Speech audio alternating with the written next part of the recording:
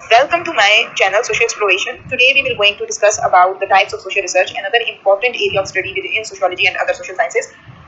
In this video we will going to discuss how our research is classified into different categories along with the different types that are associated with the application, or we can say the objective and inquiry. These are the most important aspects that you have to remember that because they determine the fate of your research. So previous video में हमने research को study कर लिया था कि research होती क्या है. We have encountered with different types of definition along with the importance के सोशियोलॉजी के अंदर जो सोशल रिसर्च है और दीगर एरियाज में या दीगर डिसिप्लिन्स में उसकी इंपॉर्टेंस क्या है. नाउ जो फोकस है वो आज का है that is the types of social research, जो कि बहुत ज्यादा इंपॉर्टेंट कंसेप्ट है. You have to remember that कि इसको जाने बगैर आप कभी भी अपनी रिसर्च को लोकेट नहीं कर सकते. ये आपको एक तरह से आपकी रिसर्च को लोकेट करवाते हैं, उसकी डायरेक्शंस को डिटरमाइन करवाते हैं, फर्दर मोर आपकी जो पाथ है रिसर्च का उसको इजी बना देते हैं. So you have to remember that कि आपको इसकी टाइप्स का पता होना चाहिए और ये जो टाइप्स हैं इनको हम कैटेगरीज में डिवाइड करते हैं ताकि हमारे लिए अंडरस्टैंडिंग में आसानी हो.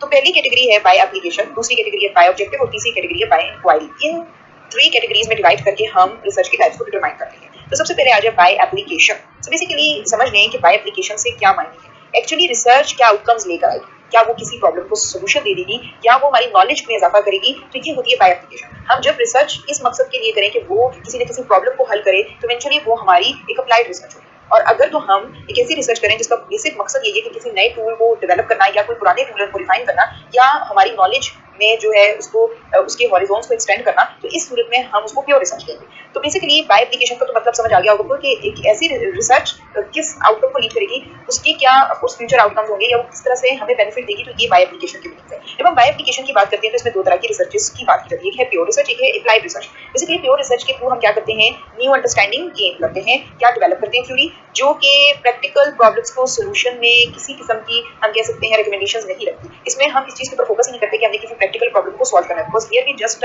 Confine ourselves to gain the new knowledge और develop a appropriate theory. So it is also concerned with the development, the examination, the verification and refinement of research methods, tools and techniques. तो इसके through हम ये भी करते हैं कि verify कर लेते हैं, एग्जामिन कर लेते हैं या भी किसी की रिफाइन कर लेते हैं रिसर्च मेथड्स को. तो ये प्योर रिसर्च होती है जो कि बाय एप्लीकेशन हम देखते हैं. Then there is an applied research. Applied research ये होती है कि इसके अंदर हम बेसिकली उन टेक्निक्स को जो कि ऑलरेडी अवेलेबल हैं उन्हें यूज करते हैं डेटा कलेक्शन के लिए और सोल्यूशन टू द प्रॉब्लम के लिए. ठीक है.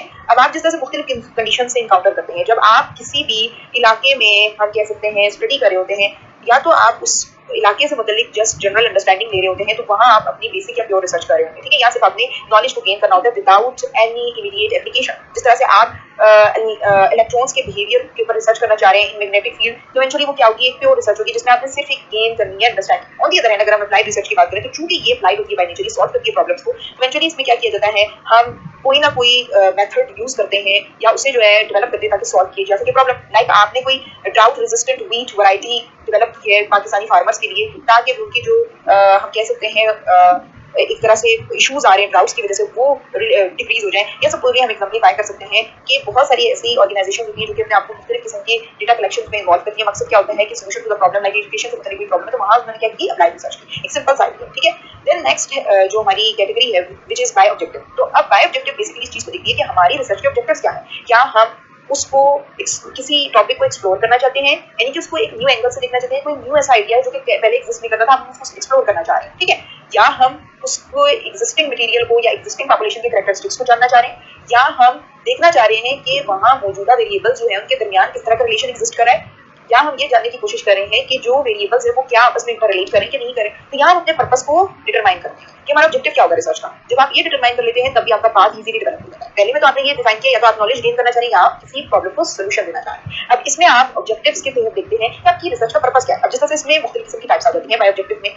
सबसे पहले होती है एक्सप्लोरेटरी रिसर्च. एक्सप्लोरेटरी रिसर्च वो होती है जिसमें हम किसी न्यू इंडिकेटर को समझने की या उसकी सर्च में कोई रिसर्च करें तो इवेंचुअली वो क्या होगी, एक्सप्लोरेटरी रिसर्च होगी. इसमें क्या है, टॉपिक एक ऐसा होगा जो कि बिल्कुल न्यू होगा, जिसमें एग्जिस्टिंग मटेरियल की अवेलेबिलिटी भी बहुत कम पाएगी. इस सूरत में क्या करेगा रिसर्चर, डेटा कलेक्ट करेगा और उसको जानने की कोशिश करेगा क्या है असल में, सिचुएशन क्या है, किस तरह की कैरेक्टरिस्टिक्स हैं, क्या है उनके और किस किस्म की सिचुएशन एग्जिस्ट कर रही है. ठीक है. तो ये एक्सप्लोरेटरी रिसर्च में एक रिसर्चर के पास खास नॉलेज नहीं होती, but he has such knowledge जिसके थ्रू वो अपने जो है रिसर्च को का आगाज करता है और इसमें इन डेप्थ भी नहीं जाता. जो वो अंडरस्टैंडिंग ले रहा होता है टॉपिक की, he does not go into depth. ठीक है. सो बेसिकली जिस तरह से अगर आप सपोजली यूथ को स्टडी करना चाह रहे हैं, रूरल यूथ इन पाकिस्तान, उसका वो जो यूज करिए सोशल मीडिया की, उसके क्या इम्पैक्ट्स आ रहे हैं उसकी एजुकेशन के ऊपर, तो इवेंचुअली वो आपने एक्सप्लोर करने की कोशिश, क्योंकि इसमें हम इन्फॉर्मेशन हमारे पास बड़ी कम पाई जाती है, हम उसे एक्सप्लोर करने की कोशिश करते हैं। कोविड-19 की एग्जांपल ले लें, जब ये शुरू में आया था तो इवेंचुअली किसके पास इसके बारे में नॉलेज नहीं थी, लोगों ने इसको एक्सप्लोर करना शुरू किया और इस तरह से अब हमारे पास बंच ऑफ नॉलेज है regarding the covid. Then there is another type which is called the descriptive research. अब descriptive research कौन सी रिसर्च होती है? ये कैसी रिसर्च होती है जिसमें हम किसी भी सिचुएशन को, ग्रुप को या इवेंट को इन डिटेल डिस्क्राइब करते हैं। इसमें किसी भी पॉपुलेशन के कैरेक्टरिस्टिक्स को डिस्क्राइब किया जाता है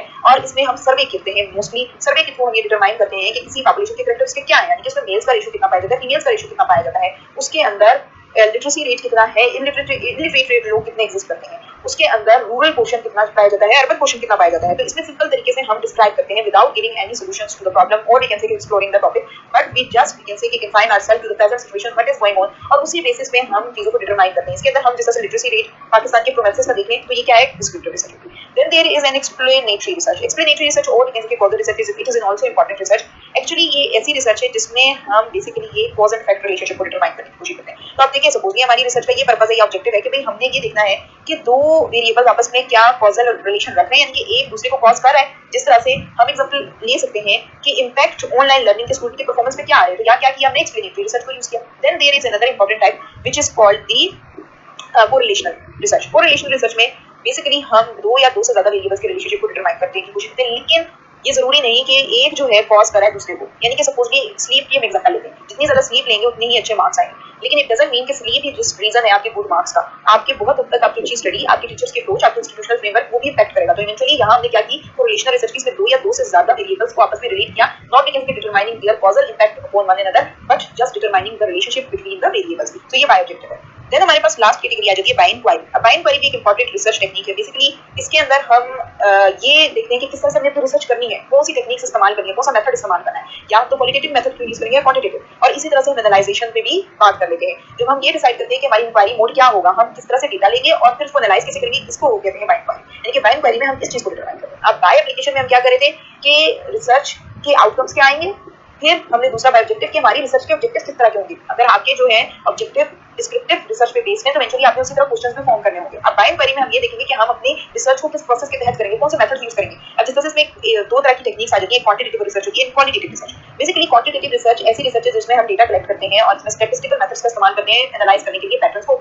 इसमें बहुत सारे टूल्स का इस्तेमाल किया जाता है, लाइक क्वेश्चनायर को, सर्वे को, स्टैटिस्टिकल सॉफ्टवेयर को।